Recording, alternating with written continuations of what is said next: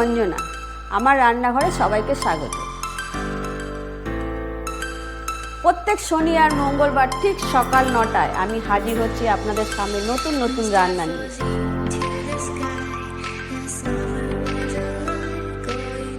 ভালো লাগলে আমার চ্যানেলটাকে লাইক, কমেন্ট, শেয়ার করবেন। নমস্কার, আমি অঞ্জনা। আমার রান্নাঘরে সবাইকে স্বাগত। ঠিক সকাল 9টায় আমি আবারও হাজির হয়ে গেছি নতুন এক রেসিপি নিয়ে। আজকে আমি রেসিপিটা যেটা করব তার নাম হচ্ছে ঝিঙের কৌড়া।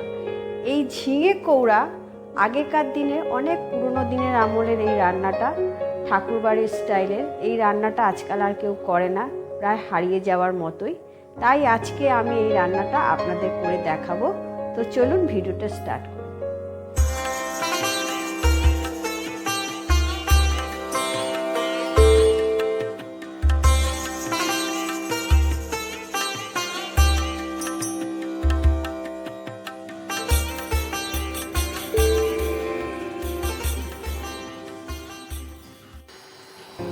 প্রথমে আমি এখানে একটা প্যান বসিয়ে নিয়েছি।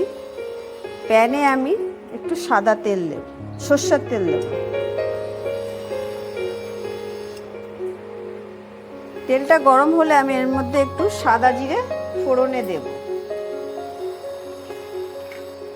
একটু সাদা জিরে দিলাম।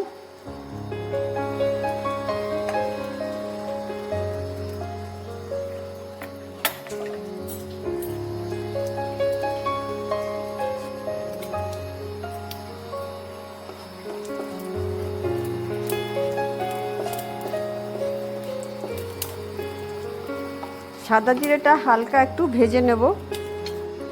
সাদা জিরেটা একটু রং ধরে নিয়েছে, লালচে হয়ে গেছে। এবার আমি এর মধ্যে এই ঝিঙেগুলো দিয়ে দেব।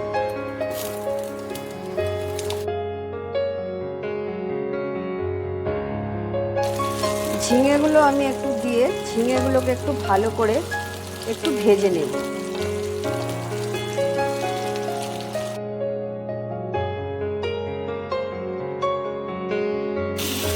হালকা একটু ভেজে নিয়েছি, এখন আমি নুন দিইনি। এবার আমি এর মধ্যে একদম অল্প পরিমাণে নুন দেব, হাফ চামচ মতো নুন দিলাম। নুন দিয়ে আমি এটাকে আরেকটু ভেজে নেব। আর আমি আগের থেকে একটু বলে দিচ্ছি, যখন আপনারা ঝিঙেটা এইভাবে ঝিঙের রেসিপিটা তৈরি করবেন, তখন কিন্তু ঝিঙেগুলোকে আগে ধুয়ে নিয়ে তারপর কাটবেন। কাটার পর ধোবেন না, তাহলে কিন্তু প্রচুর জল বেরোবে, ভাজতে খুব অসুবিধা হবে। আমি ঠিক এরকম ঝিঙেগুলো এরকম করে ভেজে নিয়েছি। ঝিঙেটা ঠিক যেরকম নরম হয়ে যাবে, একদম সেদ্ধ মতো হয়ে যাবে, ঠিক এতটাই নরম হয়ে যাবে। এই পর্যায়ে ভেজে নিয়ে এবার আমি এগুলোকে তুলে নেব।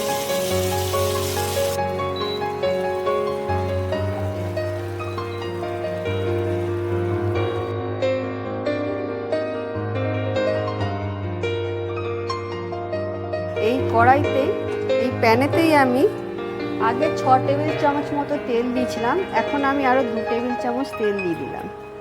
এই তেলের মধ্যে আমি এবার দেব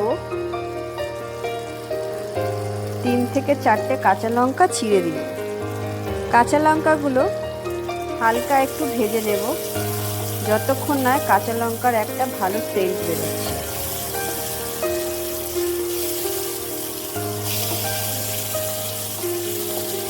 কাঁচা লঙ্কা আমি হালকা একটু ভেজে নিয়েছি, কাঁচা লঙ্কার সেন্ট বেরিয়ে গেছে। এখানে আমি 1 টেবিল চামচ জিরে বেটে রেখেছি। এতে কিন্তু মশলাটা আপনারা বাটাই দেওয়ার চেষ্টা করবেন, বাটা দিলে টেস্টটা খুব ভালো হয়। জিরে দিলাম 1 চামচ জিরে বাটা। আর এখানে আমি 5 থেকে 6টা শুকনো লঙ্কা বাটা আমি দিয়ে দেব। দিয়ে এগুলোকে ভালো করে আমি একটু কষিয়ে নেব।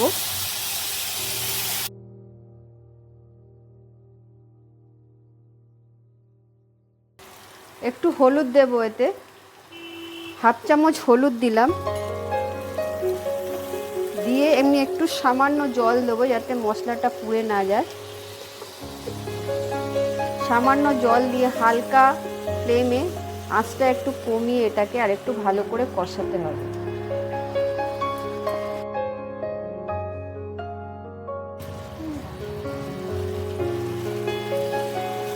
মশলা আমি ভালো করে মিনিট 2 মতো ভালো করে কষিয়ে নিয়েছি। জলটাও অনেকটা শুকিয়ে গেছে, মশলার গন্ধটাও চলে গেছে। এবার আমি এর মধ্যে এই ঝিঙেগুলো, ভাজা ঝিঙেগুলো আমি দিয়ে দেব।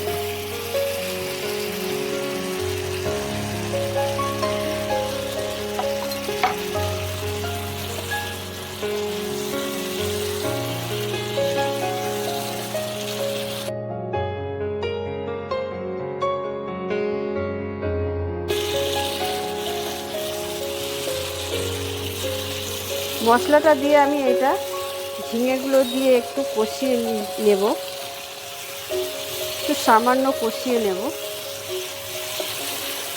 হালকা আমি একটু নাড়াচাড়া করে নিয়েছি, বেশিক্ষণ না, মিনিট 1 মতো আমি এটাকে একটু কষিয়ে নিয়েছি। এখানে এবার আমি দেব 2 টেবিল চামচের মতো আমি সর্ষে এখানে ভালো করে শিলে বেটে নিয়েছি। এই সর্ষেটা আমি দিয়ে দেবো।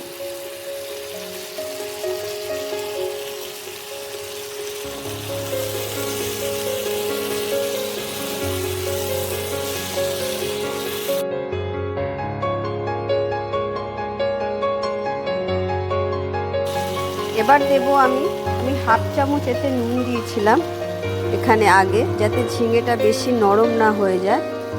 আরও 1/2 চামচ আমি এতে 1/2 চামচ মতো নুন দিয়ে দিলাম।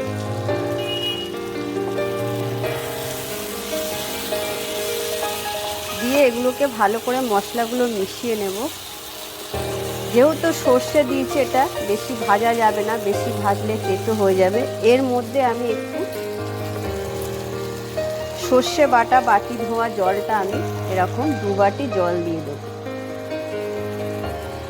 মানে 1/2 কাপ মতো আমি জল দিয়ে দিলাম।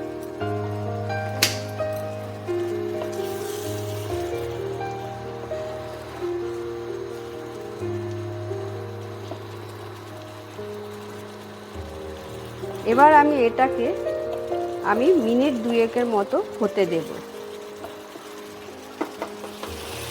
মিনিট 2 আমি এটাকে করে নিয়েছি, ভালো করে এটাকে কষিয়ে নিয়েছি। এবার আমি এর মধ্যে দেব, এখানে আমি অল্প পরিমাণে 2 থেকে 3 টেবিল চামচ নারকেল কুড়িয়ে নিয়েছি। এই নারকেলগুলো এর মধ্যে দিয়ে দেব।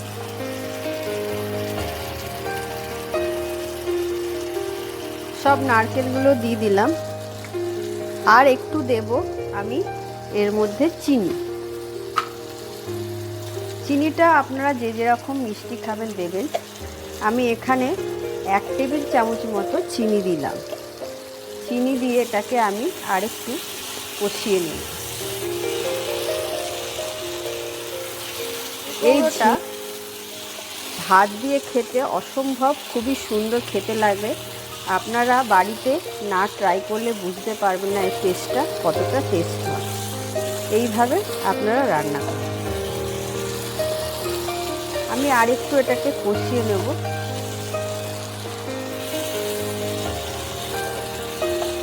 আমি এটা নারকেল কোড়া আর মিষ্টি দিয়ে আমি এটাকে মিনিট 1 মতো ভালো করে কষিয়ে নিয়েছি। আমার কিন্তু ঝিঙে কৌড়া একদম রেডি। এবার আমি এটাকে ফ্লেমটা অফ করে দেব, দিয়ে এটাকে আমি সাজিয়ে নেব। এবার আমি এটাকে সার্ভ করে নিচ্ছি।